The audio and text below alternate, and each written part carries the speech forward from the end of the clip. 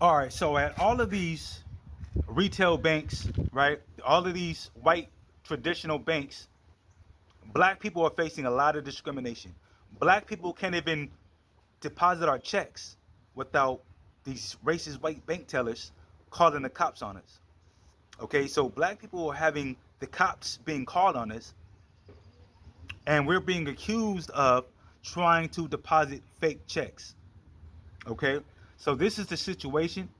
This is what the video is going to be based off of. I'm going to be sharing with you guys some examples of regular black people who are just going into these different banks trying to deposit their checks, and these racist bank tellers are calling the cops on black people.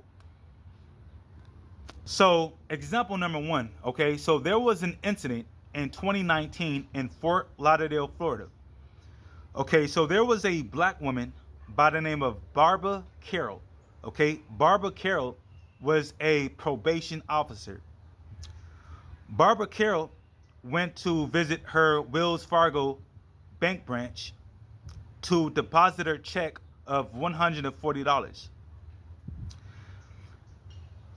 Now, the bank teller called the cops on Barbara Carroll because Barbara Carroll was accused of trying to deposit a fake check. It was a paycheck. It was a legitimate paycheck. And Barbara Carroll proved to the cops when they showed up that her check was legit. Okay? Now, the only reason why the bank teller called the cops on Barbara Carroll is because Barbara Carroll was a black woman and she was trying to deposit her check of $140. Okay, there was another incident that happened in 2020. Okay, example number two. This happened in 2020 in San Diego, California. There was a black man, okay, by the name of John Pittman. Now, John Pittman was a lawyer, okay, and he went to visit his Bank of America branch, okay, to deposit a check of $1,200, okay.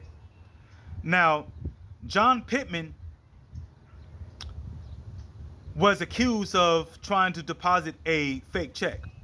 Okay, so John Pittman had provided the bank teller with three forms of documents to show that he was legit. John Pittman provided his driver's license, his passport, and his birth certificate, and still the bank tellers accused John Pittman of trying to deposit a fake check. The bank tellers did not even believe John Pittman was a lawyer, although he was a lawyer. And he proved it when the cops showed up. Now, there was a third incident that happened. This is example number three. Okay, example number three. In 2022, okay, in 2022, in Houston, Texas, there was a black woman by the name of Malika Stewart. Now, Malika Stewart was a medical doctor. Okay, and she went to visit her Chase bank branch to deposit a check of $16,000. Okay, now the bank tellers called the cops on Malika Stewart and they accused her of fraudulence. They claimed that she tried to deposit a fake check. Okay, and now, of course, that wasn't true. Malika Stewart was a medical doctor. She had no reason to try to deposit a fake check. There was a real check of $16,000, okay, that she was trying to deposit at her Chase branch. But still, the bank tellers called the cops on Malika Stewart. And after Malika Stewart had proved she was a medical doctor and she was, her check was legit, she sued the Chase branch. And Malika Stewart won her lawsuit for $1 million. There was a fourth incident. Okay, this is example number four. Okay, example number four. Now in 2018, in Brooklyn, Ohio, there was a black man by the name of Paul McCown. Now, Paul McCown was electrician. Okay, he was electrician, and he visited a Huntington bank branch, okay, to deposit a check of $1,000.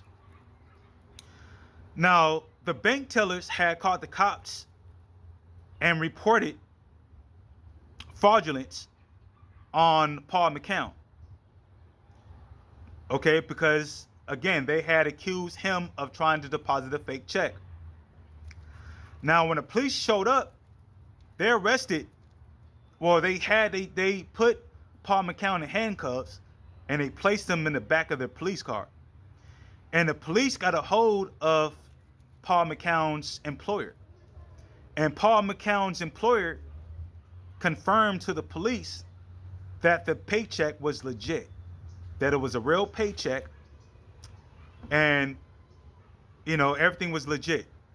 So the police let Paul McCown, you know, they released him, and they let him out of the police out, you know, they let him out of the police car, they let him out of the handcuffs.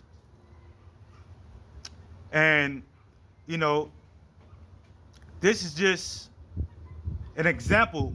There's plenty of examples I can give y'all, but there's just a few examples I wanted to share with y'all showing how black people are treated when we go into these different banks, and these bank tellers are quick to call the police on us, accusing us of trying to deposit fake checks just because we're black. And this is why black people, we need to be utilizing black-owned banks. That way we don't have to deal with this type of racism. That way we don't have to deal with this type of discrimination. Okay, that way we don't have to deal with this type of prejudice. Okay, there's plenty of black-owned banks scattered all over America. Okay, and so, you know, black people, we need to use black-owned banks and get out of these racist white banks who are accusing us of, you know, depositing fake checks. All right, so I hope you guys appreciate the information. Hope you guys appreciate the video. I'm Cali Red. That's Cali with a K, Red with a double D. I'm recording this video out in the Inland Empire. The Inland Empire is located in Southern California. Okay, the Inland Empire consists of 2 neighboring counties, Riverside County and San Bernardino County. Riverside County is 951. San Bernardino County is 909. All right, and if there's any black people out there who are serious about developing and just, you know, just creating more black-owned banks for the community, please get at me. My number is 951-503-4810. My email is wade.andre@gmail.com. Until the next video, black people, I love you. Be safe. Stay blessed. Black power.